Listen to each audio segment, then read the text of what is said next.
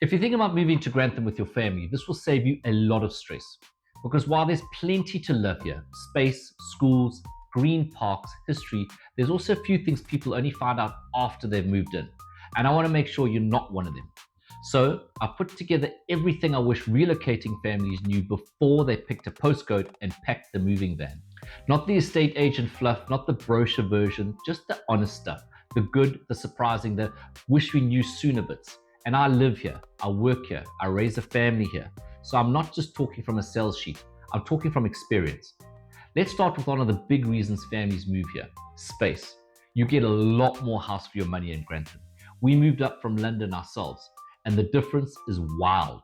What we could have spent on a 3-bed mid-terrace in the capital, here that comfortably gets you a 5-bed detached home with a double garage and a huge plot. It's not just a move, it's a lifestyle upgrade.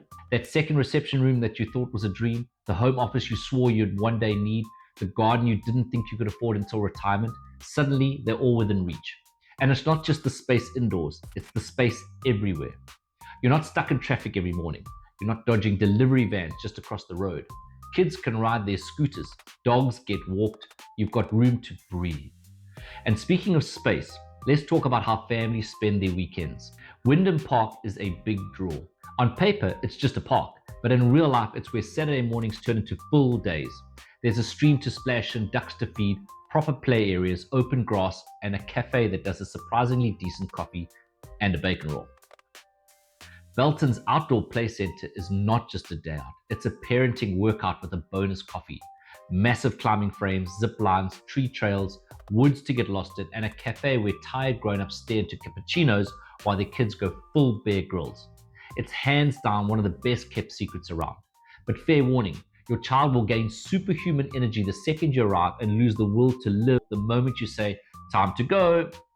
You will leave carrying a small person, 3 jumpers, and probably someone else's wheelies. Total chaos, total joy, totally worth it. Now, quick note, just to clear up some confusion, Belton Park and Belton Garden Centre are not the same thing.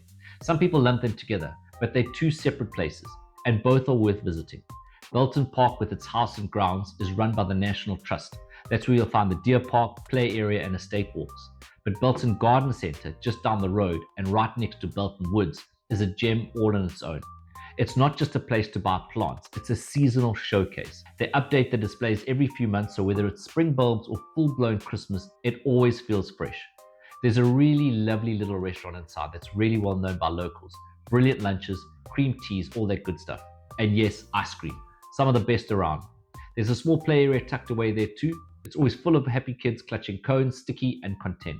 Whether you're into gardening or not, it's one of those places you pop into for one thing and leave an hour later with a new plant, a full tummy, and a child asking for more ice cream. Now, if you like a round of golf, you're in luck. There are 2 golf courses right next to each other, and they couldn't be more different. Belton Park Golf Club is the classic. Established back in 1890, it's got character, tradition, and a lovely layout that wraps around the edge of the estate. Then there's Belton Woods Golf Club, part of the hotel and resort just down the road. 2 full courses, a driving range, spa, hotel bar, a bit more of golf and gin type kind of a place. And I've got to say, the breakfast at Belton Woods is worth a mention too. We go there regularly. It's big, tasty, proper hotel buffet style, and a brilliant way to start a weekend if you're teeing off, recovering from a late one, or just want to treat yourself and the family. Whether you're a serious golfer or just like a scenic backdrop with a side of hash browns, it's all there. All right, let's talk town. Grantham might not be picture perfect, and it's not trying to be, but it's got heart. It's got history, and if you know where to look, it's full of personality. There's a proper Saturday market that's still going strong, where you can grab your fresh veg, a good sausage roll, and a friendly morning duck to the store holders.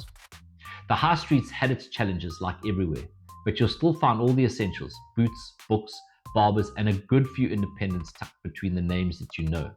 And if you fancy a coffee, you're sorted, with a Costa and a Starbucks, 1 near LD, 1 at the station, plus a growing list of cafes that are quietly doing brilliant things. There's a lovely mix of old buildings, proper pubs, and that walkable scale that makes life easy. You're not hiking across town for milk. You're popping out and back in 10 minutes.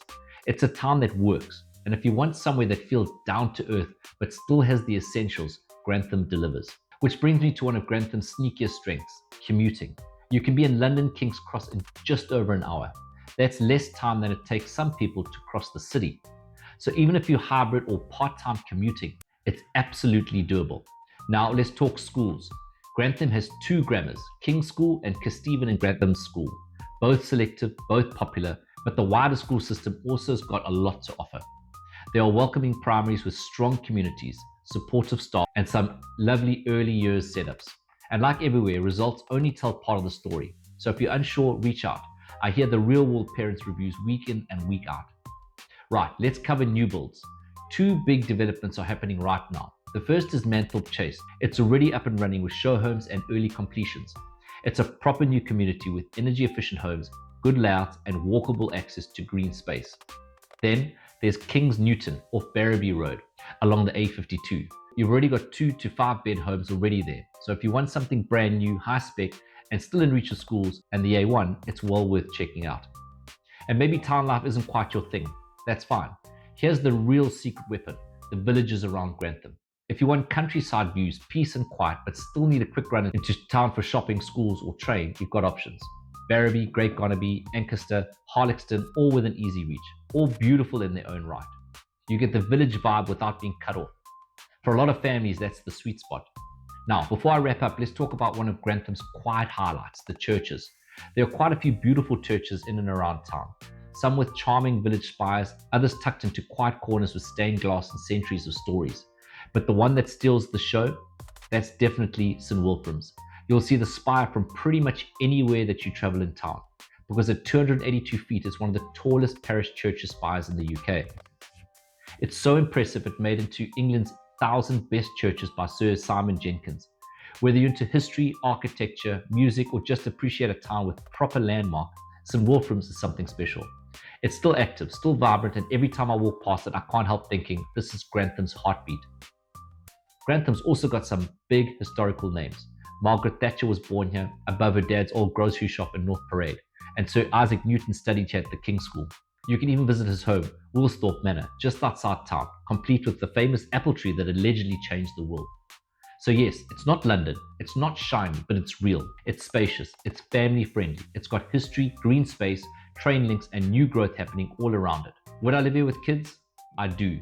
And if you're thinking about making the move and you want someone to give it to you straight, not sugar-coated, I'm happy to help.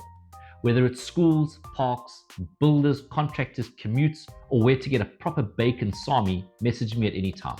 I'll always reply, even if I'm halfway through a chicken bake at Greg's. Cheers for now.